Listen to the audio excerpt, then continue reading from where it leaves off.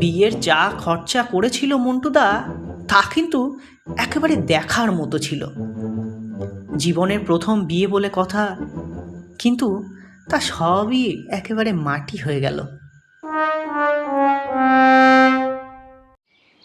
আমাদের পাড়ায় দুর্গাপুজো বেশ জমজমাটি হয়, কিন্তু কোনোবারই সেরা পুজোর সম্মানটি পায়নি।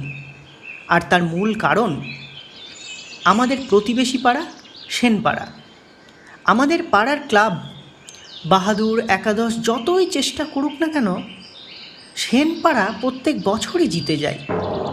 কিন্তু এবছর আমাদের ক্লাবের হেড তপনদা ঠিক করেছে যেভাবেই হোক এবারে সেরা দুর্গা প্রতিমা ও দুর্গা মণ্ডপের প্রথম পুরস্কার আমাদেরকে নিতেই হবে।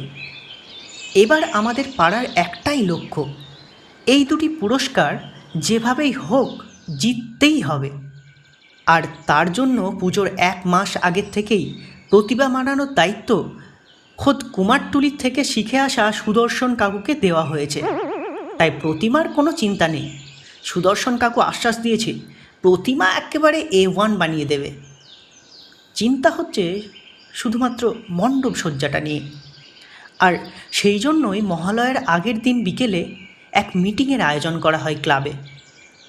আর সেই মিটিংয়েই পাড়া সকল মেম্বার আর কিছু কিছু লোক আসে।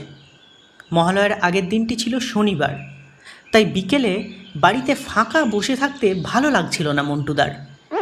তাই মন্টুদা ঠিক করলো সেও মিটিংয়ে গিয়ে হাজির হবে। ব্যাস, এখান থেকেই আসল মজা শুরু।